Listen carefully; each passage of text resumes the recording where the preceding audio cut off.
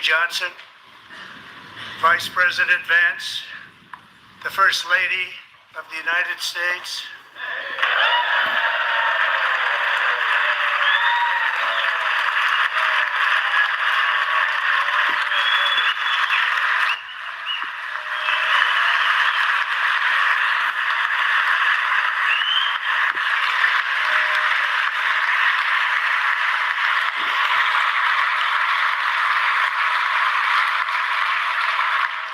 members of the United States Congress, thank you very much. And to my fellow citizens, America is back.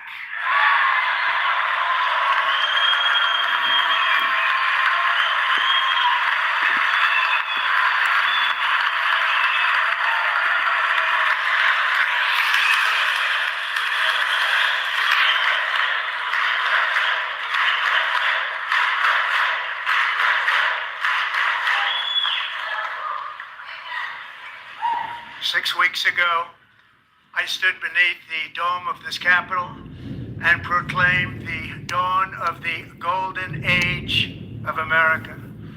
From that moment on, it has been nothing but swift and unrelenting action to usher in the greatest and most successful era in the history of our country. We have accomplished more in 43 days than most administrations accomplished in 4 years or 8 years, and we are just getting started.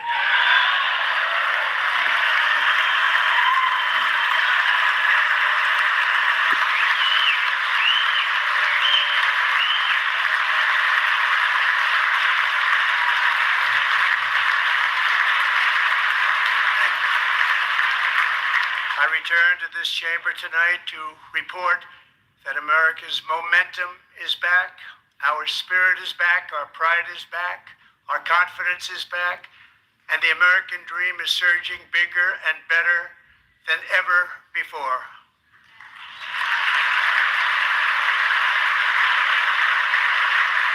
The American dream is unstoppable, and our country is on the verge of a comeback, the likes of which the world has never witnessed and perhaps will never witness again. There's never been anything like it. The presidential election of November 5th was a mandate like has not been seen in many decades. We won all 7 swing states, giving us an electoral college victory of 312 votes.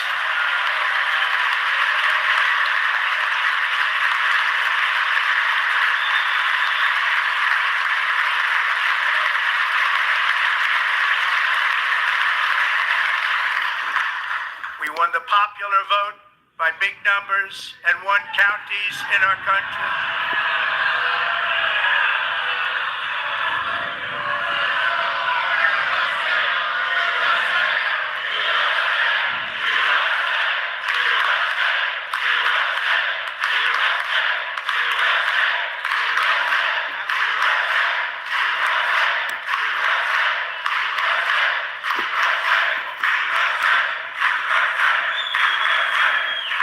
Counties in our country, 2,700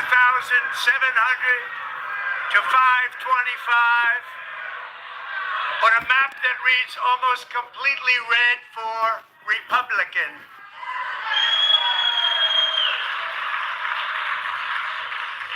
Now, for the first time in modern history, more Americans believe that our country is headed in the right direction than the wrong direction. In fact, it's an astonishing record, 27-point swing, the most ever.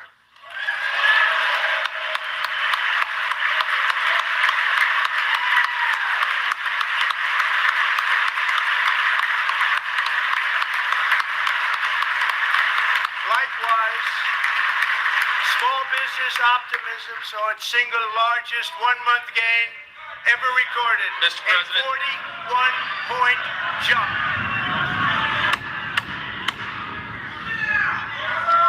Members are directed to uphold and maintain decorum in the House and to cease any further disruptions. That's your warning.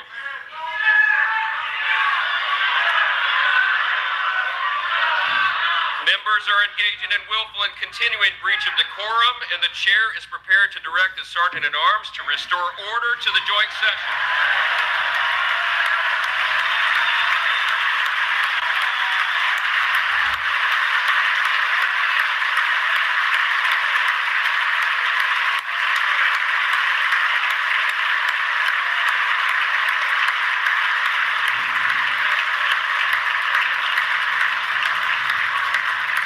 Mr. Green, take your seat. Take your seat, sir. Take your seat.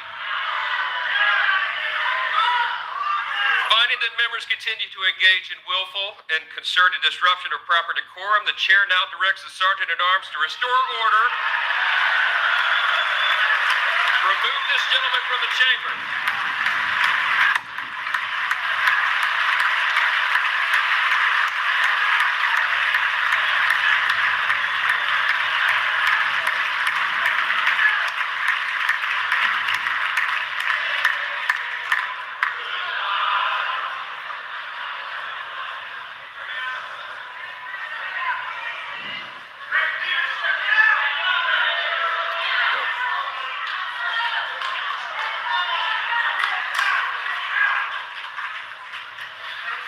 Members are directed to uphold and maintain decorum in the House. Mr. President, you continue. Thank you.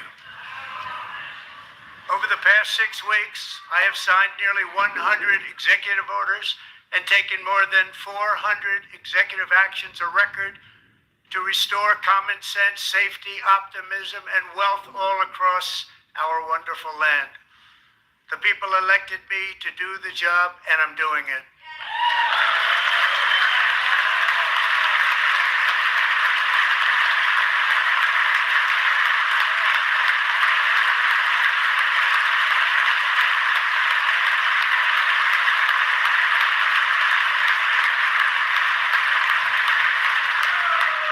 In fact, it has been stated by many that the first month of our presidency, it's our presidency, is the most successful in the history of our nation. By many.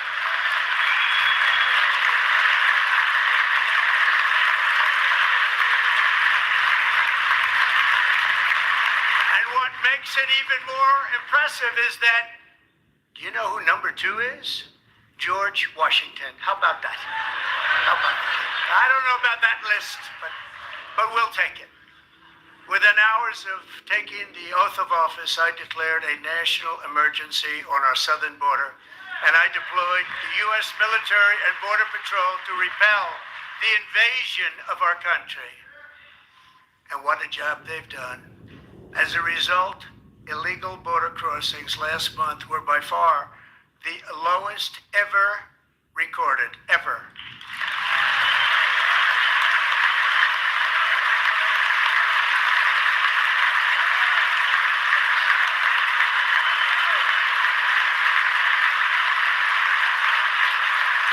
They heard my words and they chose not to come. Much easier that way. In comparison, under Joe Biden, the worst president in American history, there were hundreds of thousands of illegal crossings a month, and virtually all of them, including murderers, drug dealers, gang members, and people from mental institutions and insane asylums, were released into our country. Who would want to do that? This is my 5th such speech to Congress. And once again, I look at the Democrats in front of me, and I realize there is absolutely nothing I can say to make them happy or to make them stand or smile or applaud. Nothing I can do. I could find a cure to the most devastating disease, a disease that would wipe out entire nations, or announce the answers to the greatest economy in history, or the stoppage of crime to the lowest levels ever recorded. And these people sitting right here will not clap, will not stand, and certainly will not cheer for these astronomical achievements. They won't do it, no matter what. Five times I've been up here. It's very sad, and it just shouldn't be this way.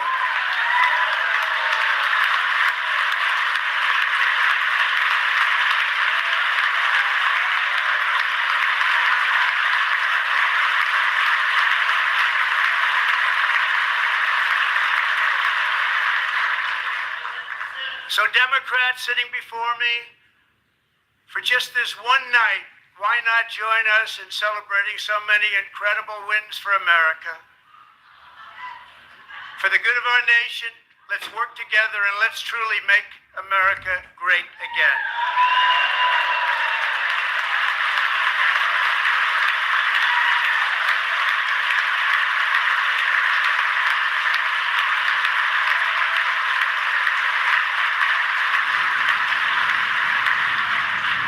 Every day my administration is fighting to deliver the change America needs to bring a future that America deserves, and we're doing it. This is a time for big dreams and bold action. Upon taking office, I imposed an immediate freeze on all federal hiring, a freeze on all new federal regulations, and a freeze on all foreign aid.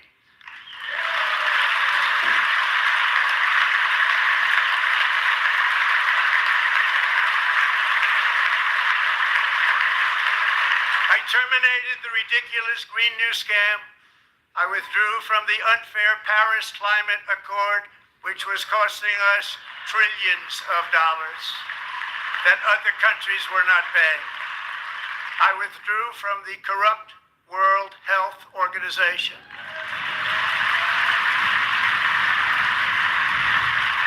And I also withdrew from the anti-American UN Human Rights Council.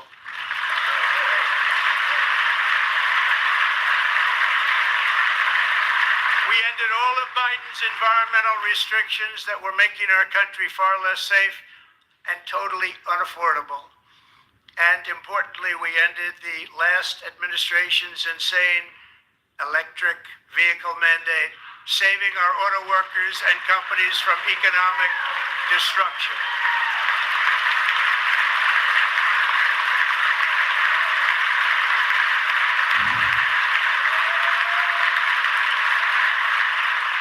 To unshackle our economy, I have directed that for every one new regulation, 10 old regulations must be eliminated, just like I did in my very successful first term.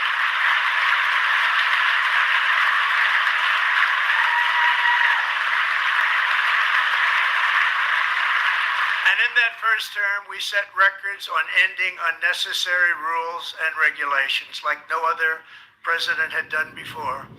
We ordered all federal workers to return to the office. They will either show up for work in person or be removed from their job.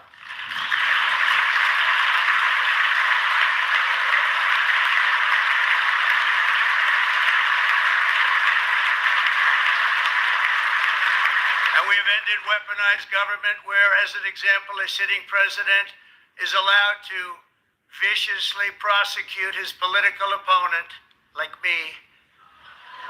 How did that work out? Not too good. Not too good.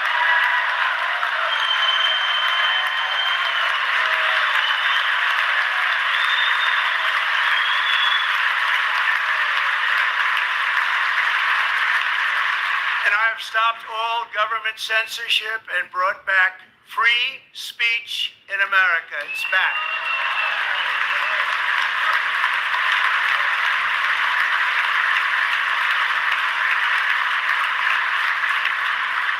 And 2 days ago, I signed an order making English the official language of the United States of America.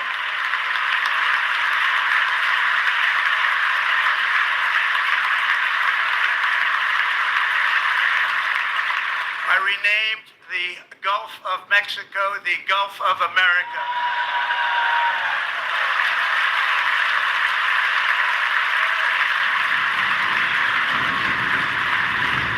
And likewise, I renamed, for a great president, William McKinley, Mount McKinley again. Beautiful Alaska. Love Alaska. We've ended the tyranny of so-called diversity, equity, and inclusion policies all across the entire federal government and indeed the private sector and our military. And our country will be woke no longer.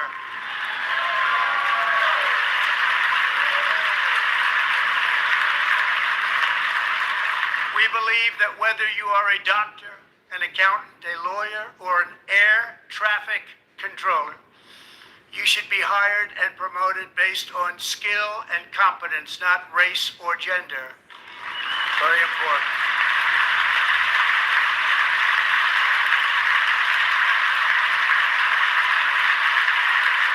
You should be hired based on merit. And the Supreme Court, in a brave and very powerful decision, has allowed us to do so. Thank you. Thank you very much. We have removed the poison of critical race theory from our public schools, and I signed an order making it the official policy of the United States government that there are only two genders, male and female.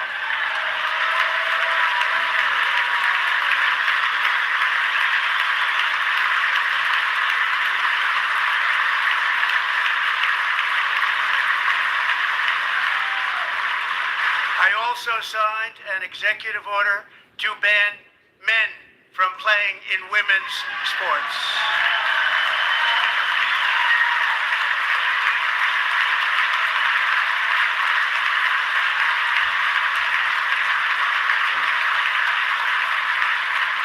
Three years ago, Peyton McNabb was an all-star high school athlete, one of the best, preparing for a future in college sports. But when her girls' volleyball match was invaded by a male, he smashed the ball so hard in Peyton's face, causing traumatic brain injury, partially paralyzing her right side, and ending her athletic career. It was a shot like she's never seen before. She's never seen anything like it. Peyton is here tonight in the gallery, and Peyton, from now on, schools will kick the men off the girls' team, or they will lose all federal funding.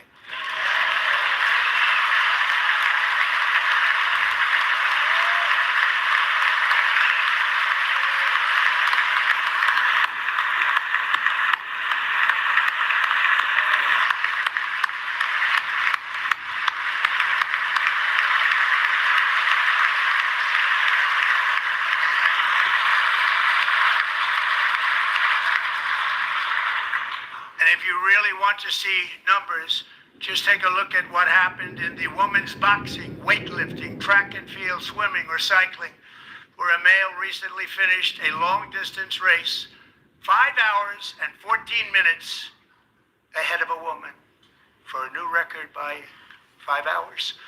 Broke the record by 5 hours. It's demeaning for women, and it's very bad for our country. We're not going to put up with it any longer.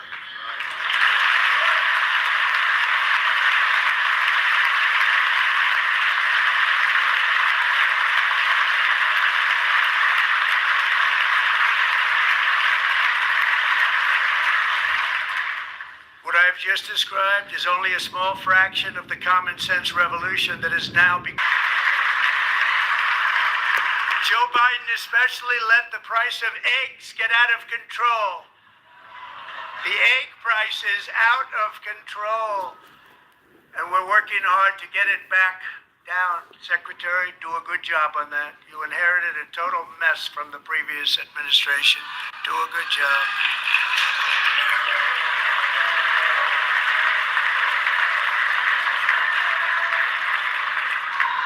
A major focus of our fight to defeat inflation is rapidly reducing the cost of energy. The previous administration cut the number of new oil and gas leases by 95%, slowed pipeline construction to a halt, and closed more than 100 power plants. We are opening up many of those power plants right now.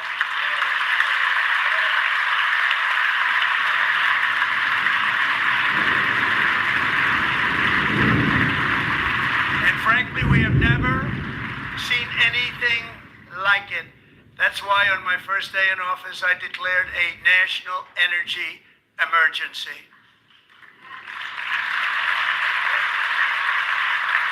As you've heard me say many times, we have more liquid gold under our feet than any nation on earth, and by far. And now I fully authorize the most talented team ever assembled to go and get it. It's called Drill, Baby, Drill.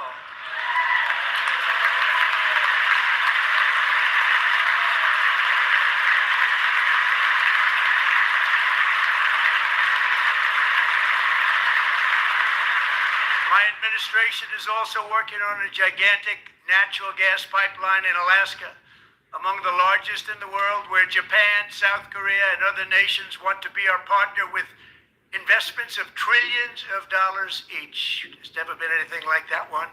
It will be truly spectacular. It's all set to go. The permitting is gotten. And later this week, I will also take historic action to dramatically expand production of critical minerals and rare earths here in the USA.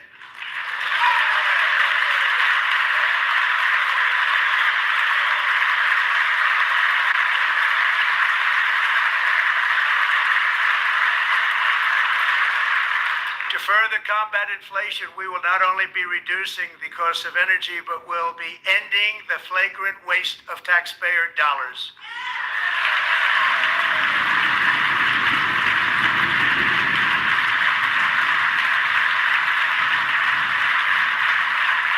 To that end, I have created the brand new Department of Government Efficiency. Coach. Perhaps you've heard of it. Perhaps.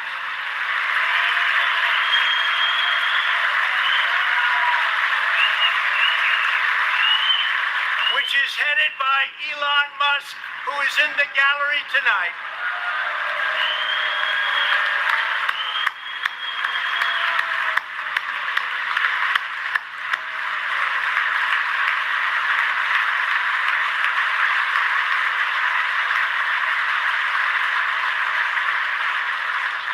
Thank you, Elon. He's working very hard. He didn't need this. He didn't need this. Thank you very much. We appreciate it. Everybody here, even this side, appreciates it, I believe. They just don't want to admit that. Just listen to some of the appalling waste we have already identified. $22 billion from HHS to provide free housing and cars for illegal aliens. $45 million for diversity, equity, and inclusion scholarships in Burma. $40 million to improve the social and economic inclusion of sedentary migrants. Nobody knows what that is. $8 million to promote LGBTQI+ in the African nation of Lesotho, which nobody has ever heard of. $60 million for indigenous peoples and Afro-Colombian empowerment in Central America. $60 million. $8 million for making mice transgender. This is real. $32 million for a left-wing propaganda operation in Moldova. $10 million for male circumcision in Mozambique. $20 million for the Arab Sesame Street in the Middle East. It's a program. $20 million for a program. $1.9 billion to recently created Decarbonization of Homes Committee, headed up, and we know she's involved. Just at the last moment, the money was passed over by a woman named Stacey Abrams. Have you ever heard of her? A $3.5 million consulting contract for lavish fish monitoring. $1.5 million for voter confidence in Liberia. $14 million for social cohesion in Mali. $59 million for illegal and hotel rooms in New York City. Real estate developers done very well. $250,000 to increase vegan local climate action innovation in Zambia. $42 million for social and behavior change in Uganda. $14 million for improving public procurement in Serbia, $47 million for improving learning outcomes in Asia. Asia's doing very well with learning. I don't know what we're doing. We should use it ourselves.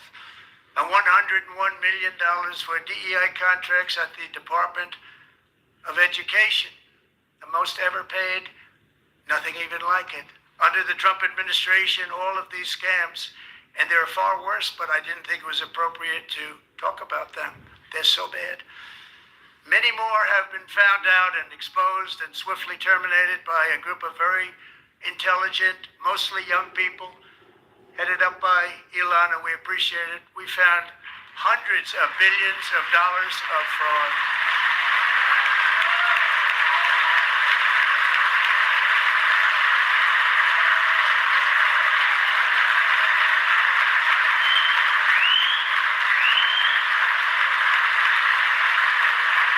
And we've taken back the money and reduced our debt to fight inflation and other things.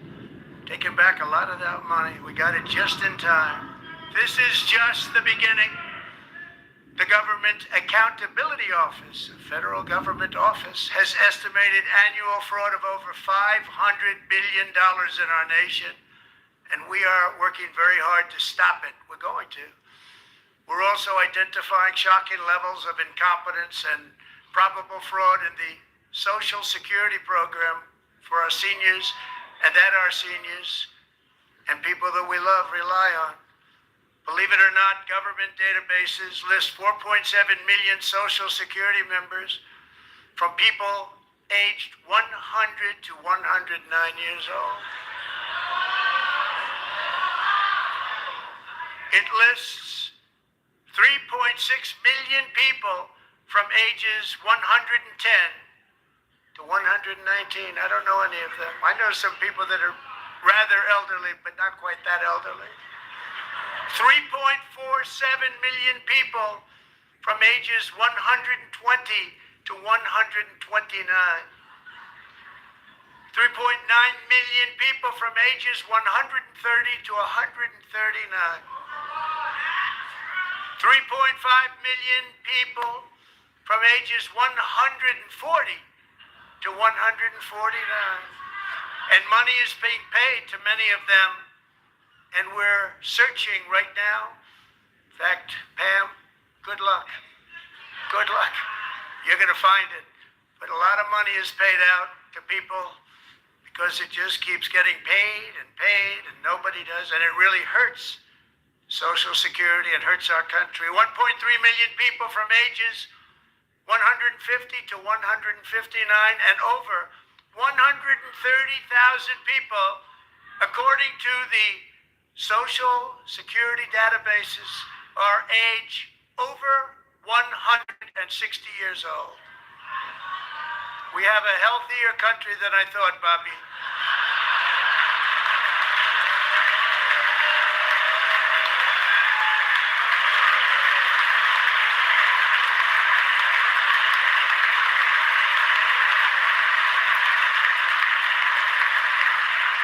Including, to finish, 1,039 people between the ages of 220 and 229, one person between the age of 240 and 249, and one person is listed at 360 years of age.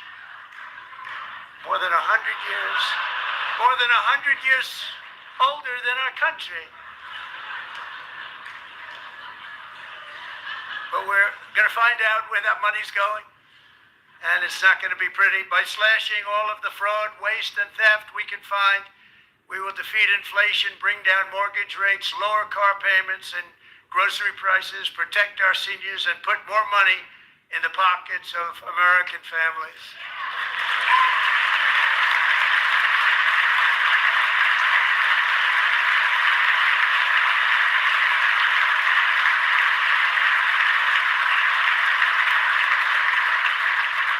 And today, interest rates took a beautiful drop, big, beautiful drop. It's about time.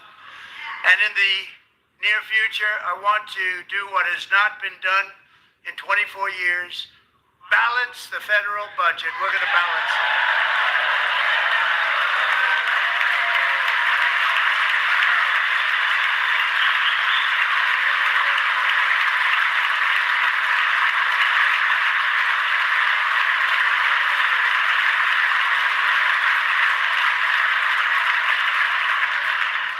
With that goal in mind, we have developed in great detail what we are calling the Gold Card, which goes on sale very, very soon. For $5 million, we will allow the most successful job-creating people from all over the world to buy a path to U.S. citizenship. It's like the green card, but better and more sophisticated. And these people will have to pay tax in our country. They won't have to pay tax from where they came. The money that they've made, you wouldn't want to do that, but they have to pay tax, create jobs. They'll also be taking people out of colleges and paying for them so that we can keep them in our country instead of having them being forced out. Number one, at the top school, as an example, being forced out and not being allowed to stay and create tremendous numbers of jobs and great success for a company out there. So while we take out the criminals, killers, traffickers, and child predators who are allowed to enter our country under the open border policy of these people, the Democrats, the Biden administration, the open border insane policies that you've allowed to destroy our country, we will now bring in brilliant, hardworking, job-creating people. They're going to pay a lot of money, and we're going to reduce our debt with that money.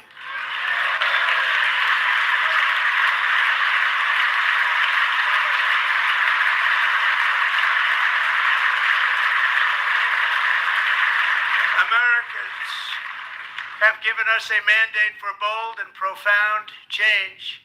For nearly 100 years, the federal bureaucracy has grown until it has crushed our freedoms, ballooned our deficits, and held back America's potential in every possible way. The nation founded by pioneers and risk takers now drowns under millions and millions of pages of regulations and debt. Approvals that should take 10 days to get instead take 10 years, 15 years, and even 20 years before you're rejected. Meanwhile, we have hundreds of thousands of federal workers who have not been showing up to work. My administration will reclaim power from this unaccountable bureaucracy, and we will restore true democracy to America again.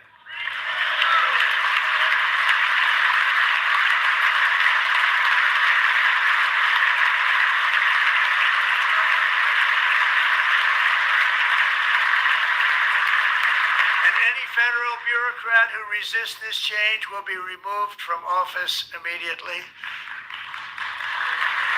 Because we are draining the swamp. It's very simple. And the days of rule by unelected bureaucrats are over.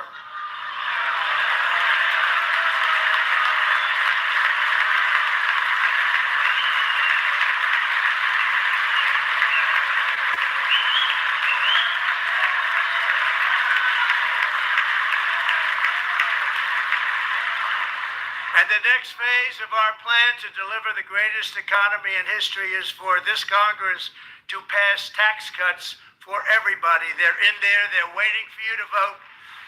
And I'm sure that the people on my right, I don't mean the Republican right, but my right here, I'm sure you're going to vote for those tax cuts, because otherwise I don't believe the people will ever vote you into office. So I'm doing you a big favor by telling you that. But I know this group is going to be voting for the tax.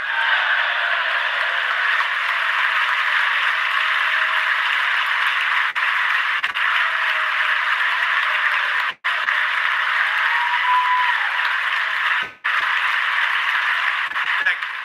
It's a very, very big part of our plan. A tremendous success of our first term with it. A very big part of our plan for seeking permanent income.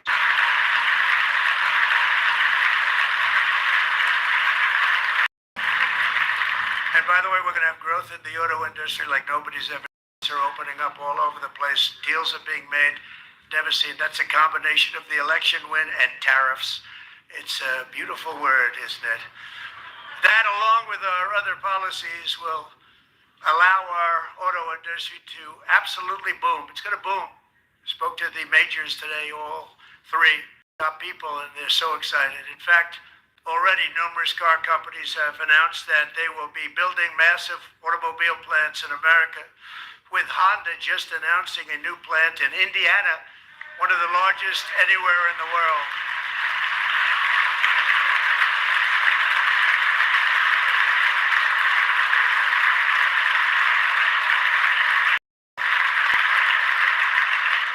And this has taken place since our great victory on November 5th, a date which will hopefully go down as one of the most important in the history of our country.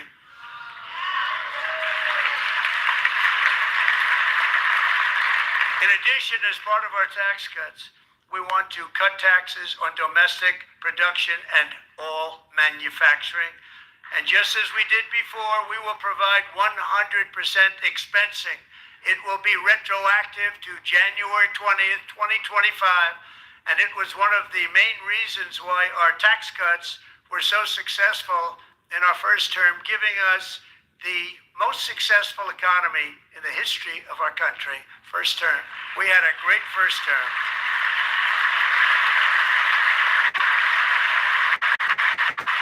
If you don't make your product in America under the Trump administration, you will pay a tariff, and in some cases, a rather large one. Other countries have used tariffs against us for decades, and now it's our turn to start using them against those other countries. On average, the European Union, China, Brazil, India, Mexico, and Canada, have you heard of them? And countless other nations charge us tremendously higher tariffs than we charge them. It's very unfair. India charges us auto tariffs higher than 100%. China's average tariff on our products is twice what we charge them. And South Korea's average tariff is 4 times higher. Think of that, 4 times higher. And we give so much help militarily and in so many other ways to South Korea, but that's what happens. This is happening by friend and foe. This system is not fair to the United States and never was, and so on April 2nd, I wanted to make it April 1st, but I didn't want to be accused of April Fool's Day. That's not, just one day was cost us a lot of money.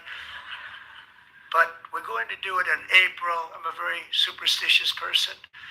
April 2nd, reciprocal tariffs kick in. And whatever they tariff us, other countries, we will tariff them. That's reciprocal, back and forth. Whatever they tax us, we will tax them. If they do non-monetary tariffs to keep us out of their market, then we will do non-monetary barriers to keep them out of our market. There's a lot of that too. They don't even allow us in their market. We will take in trillions and trillions of dollars and create jobs like we have never seen before. I did it with China and I did it with others, and the Biden administration couldn't do anything about it because there was so much money they couldn't do anything about it. We have been ripped off for decades by nearly every country on earth, and we will not let that happen any longer.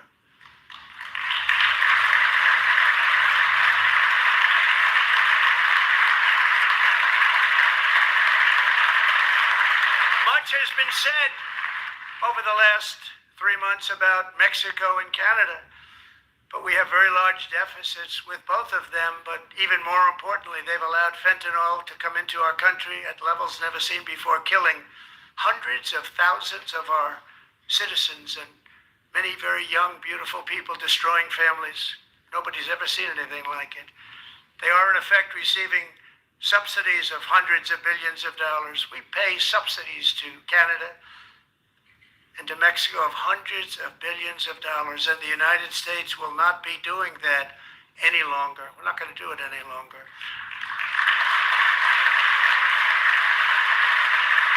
Thanks to our America First policies we're putting into place, we have had $1.7 trillion of new investment in America in just the past few weeks. The combination of the election And our economic policies that people of SoftBank, one of the most brilliant anywhere in the world, announced a $200 billion investment. OpenAI and Oracle, Larry Ellison, announced $500 billion investment, which they wouldn't have done if Kamala had won. Apple announced $500 billion investment. Tim Cook called me. He said, I cannot spend it fast enough. It's going to be much higher than that, I believe. They'll be building their plants here instead of in China.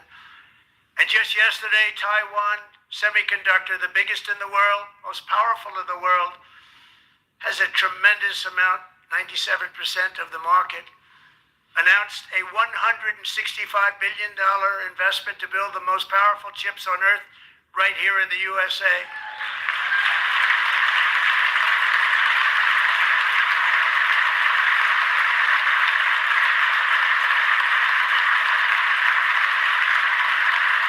And we're not giving them any money. Your CHIPS Act is a horrible, horrible thing. We give hundreds of billions of dollars, and it doesn't mean a thing. They take our money and they don't spend it. All that meant to them, we're giving them no money. All that was important to them was they didn't want to pay the tariffs, so they came and they're building, and many other companies are coming. We don't have to give them money. We just want to protect our businesses and our people. And they will come because they won't have to pay tariffs if they build in America. So it's very amazing.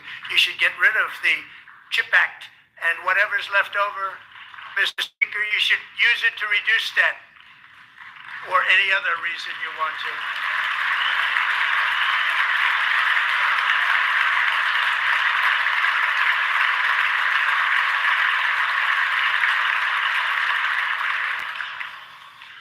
Our new trade policy will also be great for the American farmer. I love the farmer, who will now be selling into our home market, the USA, because nobody is going to be able to compete with you. Because there's goods that come in from other countries and companies, they're really in a bad position in so many different ways. They're uninspected. They may be very dirty and disgusting, and they come in and they pour in, and they hurt our American farmers. The tariffs will go on agricultural product coming into America, and our farmers, starting on April 2nd, it may be a little bit of an adjustment period. We had that before when I made the deal with China, $50 billion of purchases, and I said, just bear with me, and they did. They did. Probably have to bear with me again, and this will be even better. That was great. The problem with it was that Biden didn't enforce it. He didn't enforce it. $50 billion of purchases. We were doing great. Biden did not enforce it, and it hurt our farmers. But our farmers are going to have a field day right now. So to our farmers, have a lot of fun. I love you too. I love you too. Well, law enforcement in general is incredible. We have to take care of our law enforcement. Have to.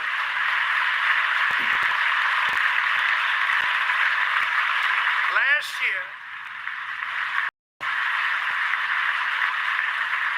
a brilliant 22 student named Laken Riley, the best in her class, admired by everybody, went out for a jog on the campus of the University of Georgia.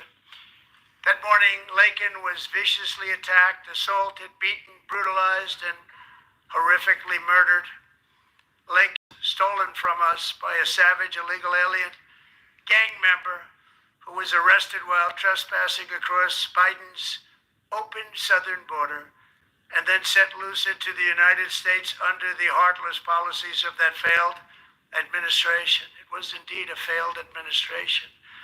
He had then been arrested and released in a Democrat-run sanctuary city, a disaster, before ending the life of this beautiful young angel. With us this evening are Laken's beloved mother, Allison, and her sister, Lauren.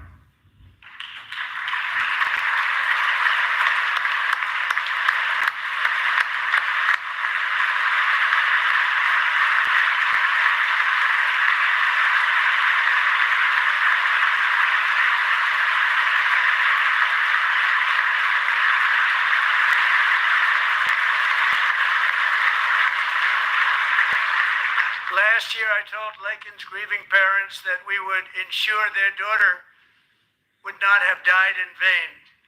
That's why the very first bill I signed into law as your 47th president mandates the detention of all dangerous criminal aliens who threaten public safety. It's a very strong, powerful act.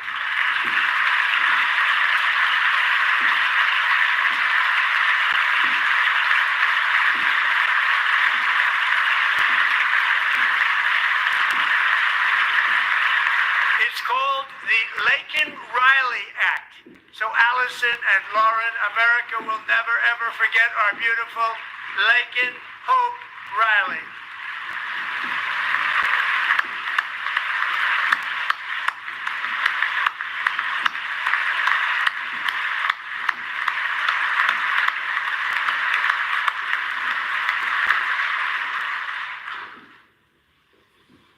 Thank you very much. Since taking office, my administration has launched the most sweeping border and immigration crackdown in American history, and we quickly achieved the lowest numbers of illegal border crossers ever recorded. Thank you.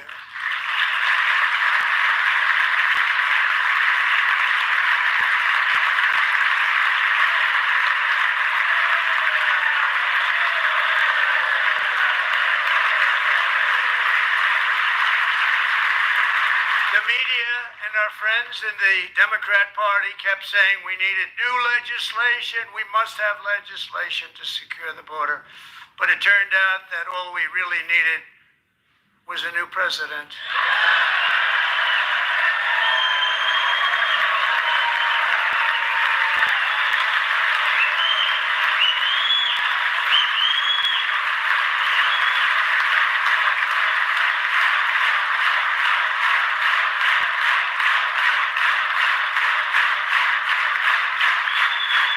Thank you. Joe Biden didn't just open our borders, he flew illegal aliens over them to overwhelm our schools, hospitals, and communities throughout the country. Entire towns like Aurora, Colorado, and Springfield, Ohio buckled under the weight of the migrant occupation and corruption like nobody's ever seen before. Beautiful towns destroyed. Now, just as I promised in my inaugural address, we are achieving the great liberation of America.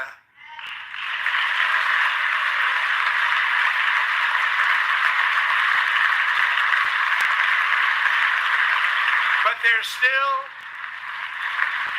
is much work to be done. Here tonight is a woman I have gotten to know, Alexis Nungary from Houston.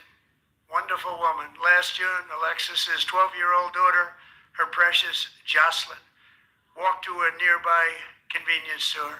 She was kidnapped, tied up, assaulted for 2 hours under a bridge, and horrifically murdered. Arrested and charged with this heinous crime are 2 illegal alien monsters from Venezuela, released into America by the last administration through their ridiculous open border. The death of this beautiful 12-year-old girl and the agony of her mother and family touched our entire nation greatly. Alexis, I promised that we would always remember your daughter, your magnificent daughter, and earlier tonight I signed an order keeping my word to you. One thing I have learned about Jocelyn is that she loved animals so much. She loved nature. Across Galveston Bay, from where Jocelyn lived in Houston, you will find a magnificent national wildlife refuge, a pristine, peaceful, 34,000-acre sanctuary for all of God's creatures on the edge of the Gulf of America. Alexis, moments ago, I formally renamed that refuge in loving memory of your beautiful daughter, Jocelyn. So, Mr. Vice President, if you would, may I have the order?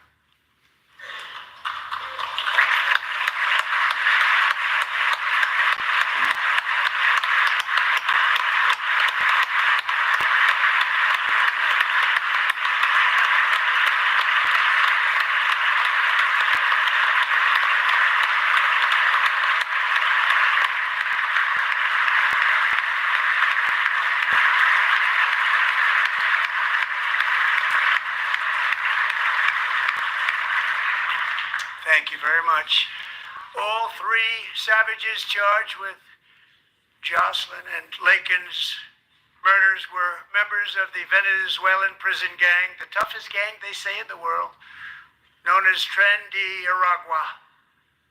2 weeks ago, I officially designated this gang, along with MS-13 and the bloodthirsty Mexican drug cartels, as foreign terrorist organizations.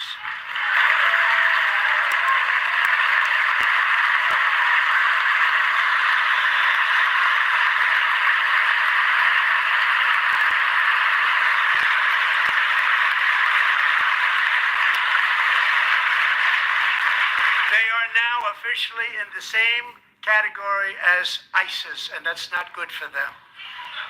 Countless thousands of these terrorists were welcomed into the U.S. by the Biden administration. But now every last one will be rounded up and forcibly removed from our country, or, if they're too dangerous, put in jails, standing trial in this country, because we don't want them to come back ever. With us this evening is a warrior on the front lines of that battle, Border Patrol Agent Roberto Ortiz. Great guy.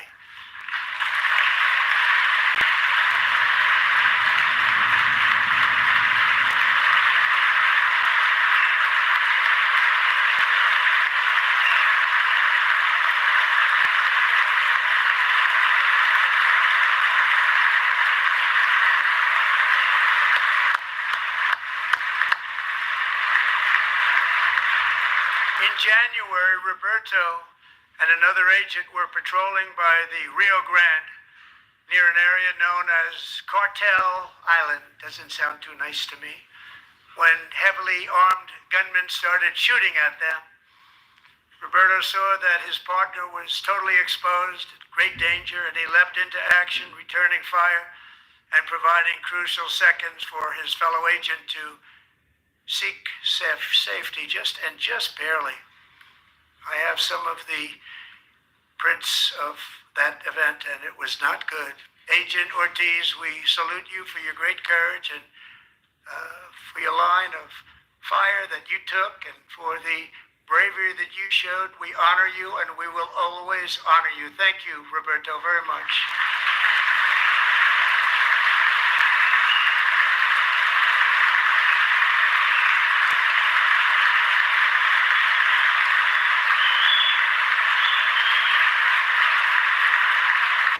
Thank you, Roberto.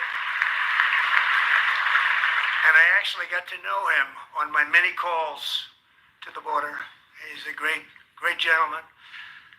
The territory to the immediate south of our border is now dominated entirely by criminal cartels that murder, rape, torture, and exercise total control. They have total control over a whole nation, posing a grave threat to our national security. The cartels are waging war in America, and it's time for America to wage war on the cartels, which we are doing.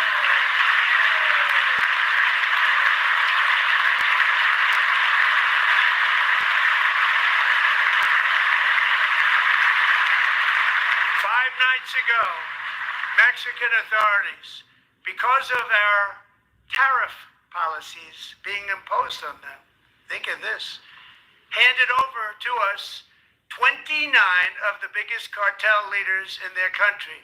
That has never happened before. They want to make us happy. First time ever. But we need Mexico and Canada to do much more than they've done, and they have to stop the fentanyl and drugs pouring into the USA. They're going to stop it. I have sent Congress a detailed funding request laying out exactly how we will eliminate these threats to protect our homeland and complete the largest deportation operation in American history, larger even than current record holder President Dwight D. Eisenhower, a moderate man, but someone who believed very strongly in borders. Americans expect Congress to send me this funding without delay so I can sign it into law. So, Mr. Speaker, John Thune, both of you, I hope you're going to be able to do that, Mr. Speaker. Thank you. Mr. Leader, thank you. Thank you very much. And let's get it to me. I'll sign it so fast, you won't even believe it.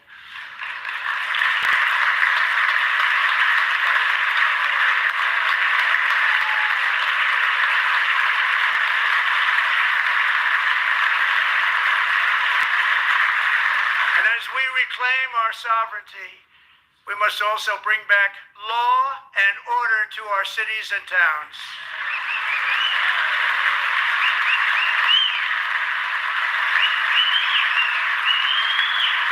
In recent years, our justice system has been turned upside down by radical left lunatics. Many jurisdictions virtually ceased enforcing the law against dangerous repeat offenders while weaponizing law enforcement against political opponents like me. My administration has acted swiftly and decisively to restore fair, equal, and impartial justice under the constitutional rule of law, starting at the FBI and the DOJ. Pam, good luck. Cash, wherever you may be, good luck. Good luck. Pam Bond, good luck. So important. Going to do a great job. Cash, thank you. Thank you, Cash.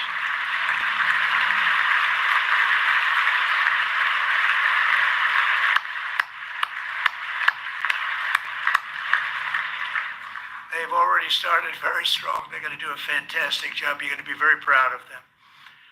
We're also once again giving our police officers the support, protection, and respect they so dearly deserve. They have to get it. They have such a hard, dangerous job, but we're going to make it less dangerous.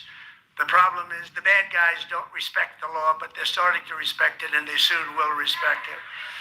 This also includes our great fire departments throughout the country. Our firemen and women are unbelievable people, and we'll never forget them. And besides that, they voted for me in record numbers, so I have no choice.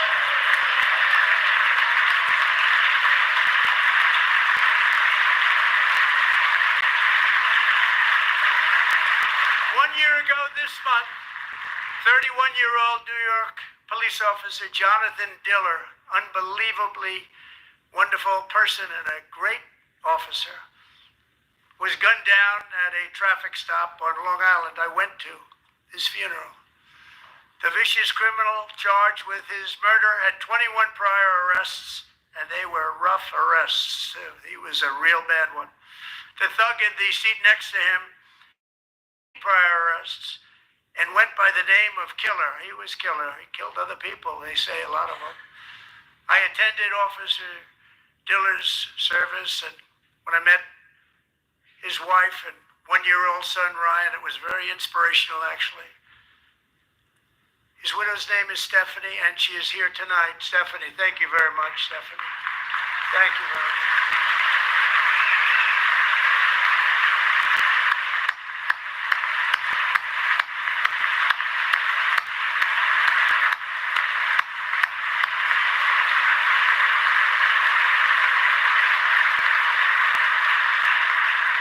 Stephanie, we're going to make sure that Ryan knows his dad was a true hero, New York's finest, and we're going to get these cold-blooded killers and repeat offenders off our streets, and we're going to do it fast. Got to stop it. They get out with 28 arrests. They push people into subway trains. They hit people over the head, back of the head with baseball bats. We got to get them out of here. I've already signed an executive order requiring a mandatory death penalty for anyone who murders a police officer, and tonight I'm asking Congress to pass that policy into permanent law.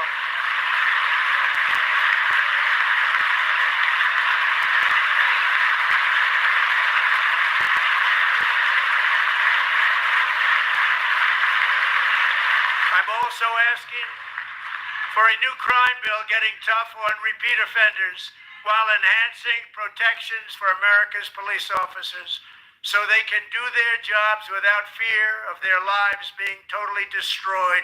They don't want to be killed. We're not going to let them be killed. Joining us in the gallery tonight is a young man who truly loves our police. His name is DJ Daniel. He is 13 years old, and he has always dreamed of becoming a police officer.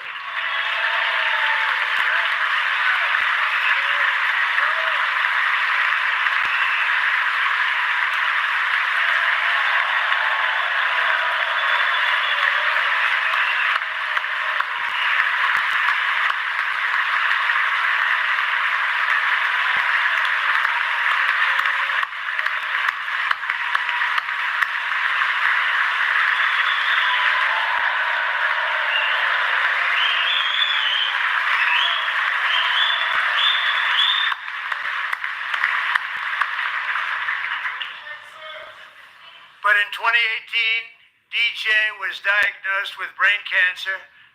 The doctors gave him 5 months at most to live. That was more than 6 years ago.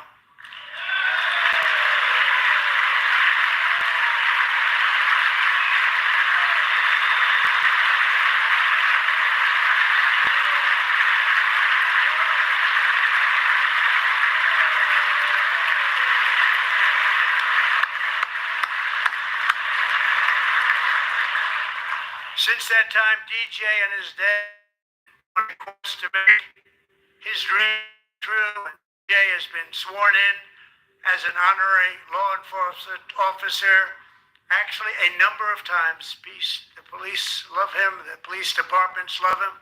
And tonight, DJ, we're going to do you the biggest honor of them all. I am asking our new Secret Service Director, Sean Curran, to officially make you an agent of the United States Secret Service.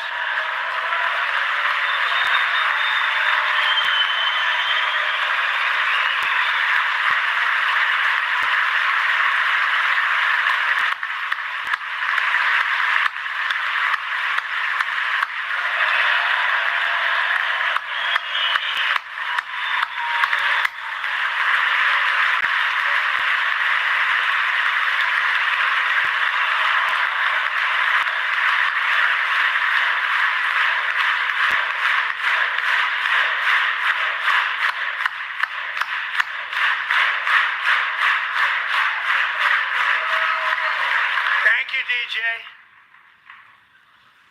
DJ's doctors believe his cancer likely came from a chemical he was exposed to when he was younger. Since 1975, rates of child cancer have increased by more than 40%. Reversing this trend is one of the top priorities for our new presidential commission to make America healthy again, chaired by our new Secretary of Health and Human Services, Robert F. Kennedy, Jr.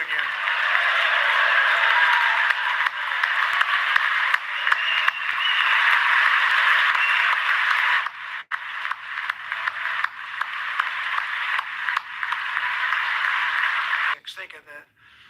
So we're going to find out what it is, and there's nobody better than Bobby and all of the people that are working with you. You have the best to figure out what is going on. Okay, Bobby, good luck. It's a very important job. Thank you.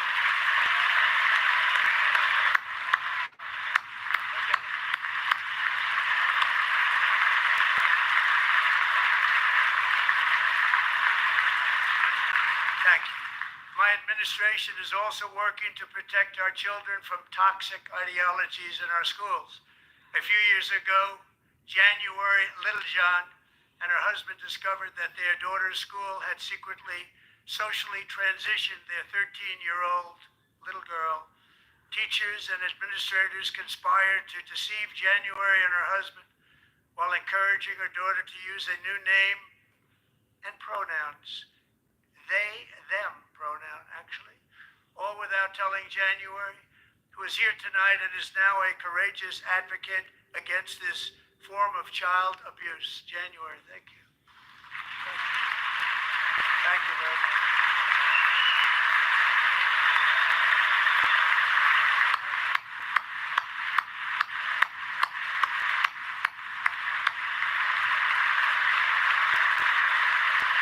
Thank you.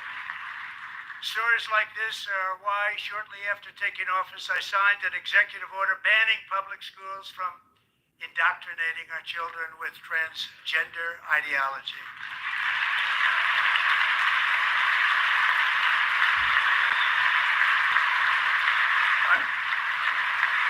I also signed an order to cut off all taxpayer funding to any institution that engages in the sexual mutilation of our youth.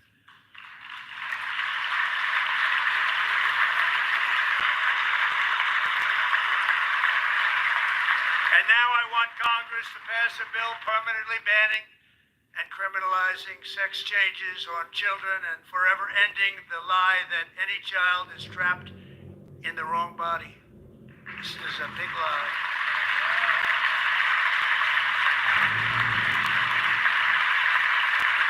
And our message to every child in America is that you are perfect exactly the way God made you.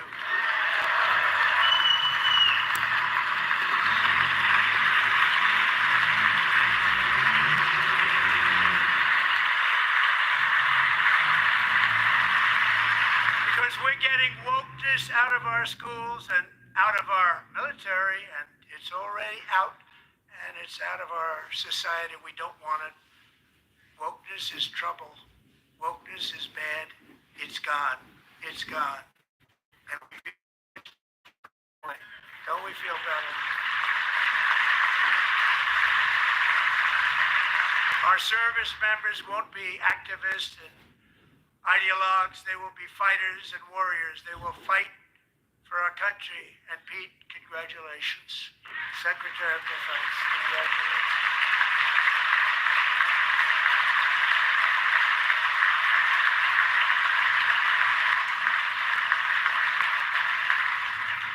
And he's not big into the woke movement, I can tell you.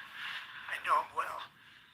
I am pleased to report that in January, the U.S. Army had its single best recruiting month in 15 years, and that all armed services are having among the best recruiting results ever in the history of our services. What a difference.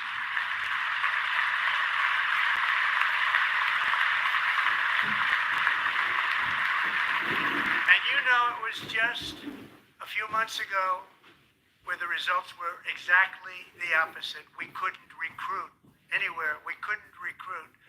Now we're having the best results just about that we've ever had. What a tremendous turnaround.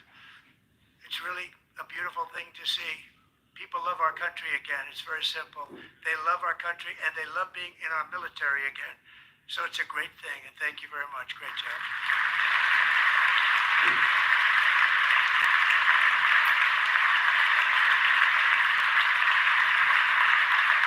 We're joined tonight by a young man, Jason Hartley, who knows the weight of that call of duty.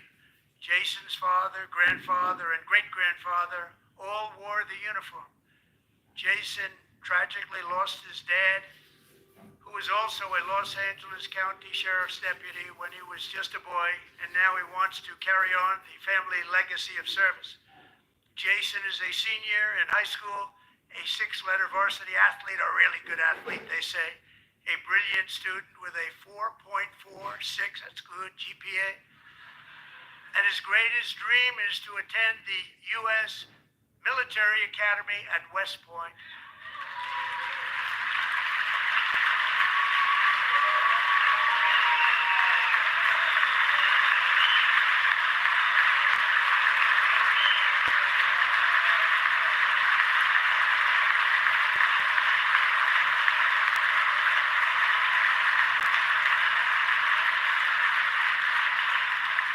And Jason, that's a very big deal getting in. That's a hard one to get into. But I'm pleased to inform you that your application has been accepted. You will soon be joining the Corps of Cadets.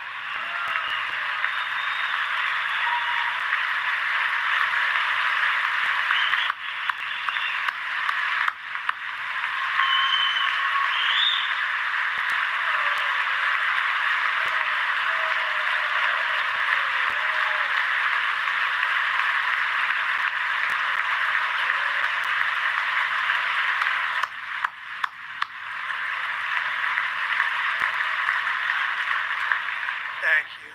Jason, you're going to be on the long gray line, Jason.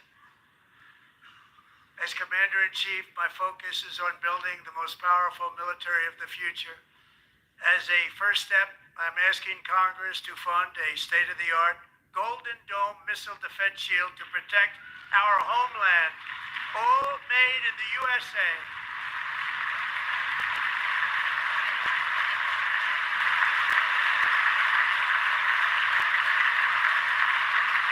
Ronald Reagan wanted to do it long ago, but the technology just wasn't there, not even close. But now we have the technology. It's incredible, actually. And other places they have it. Israel has it. Other places have it. And the United States should have it too. Right, Tim? Right? They should have it too. So I want to thank you. But it's a very very important. This is a very dangerous world. We should have it. We want to be protected, and we're going to protect our citizens like never before. To boost our defense industrial base, we are also going to resurrect the American shipbuilding industry, including commercial shipbuilding and military shipbuilding.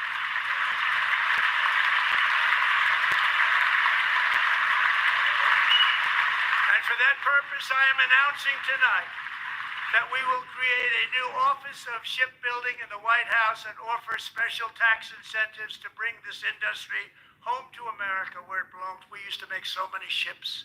We don't make them anymore very much, but we're going to make them very fast, very soon. It will have a huge impact. To further enhance our national security, my administration will be reclaiming the Panama Canal, and we've already started doing it.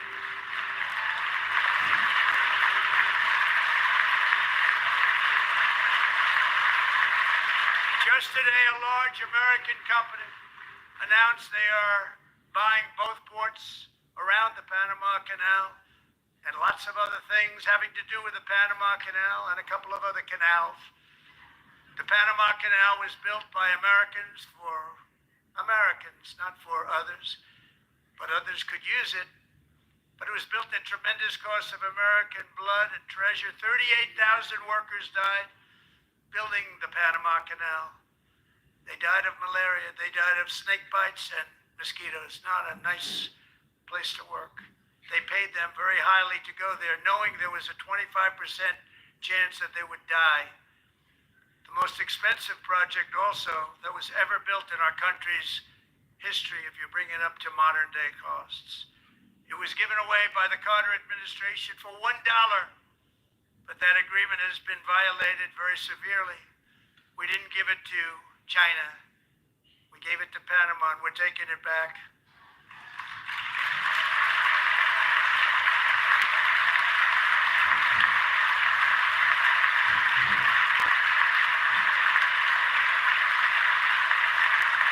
And we have Marco Rubio in charge. Good luck, Marco. Now, we know who to blame if anything goes wrong. Marco's been amazing, and he's going to do a great job. Think of it, he got 100 votes. You know, he was approved with actually 99, but the 100th was this gentleman, and I feel very certain. So let's assume he got 100 votes, and I'm either very, very happy about that, or I'm very concerned about it. But he's already proven. I mean, he's a great gentleman. He's respected by everybody, and we appreciate you voting for Marco. He's going to do a fantastic job. Thank you. Thank you. He's doing a great job. Great job.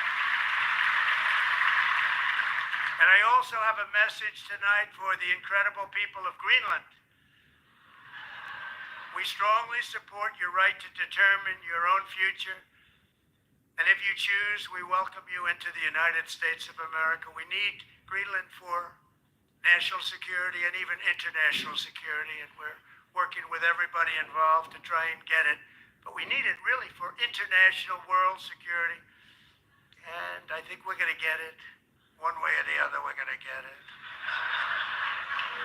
We will keep you safe. We will make you rich, and together we will take Greenland to heights like you have never thought possible before. It's a very small population, but very, very large piece of land, and very, very important for military security. America is once again standing strong against the forces of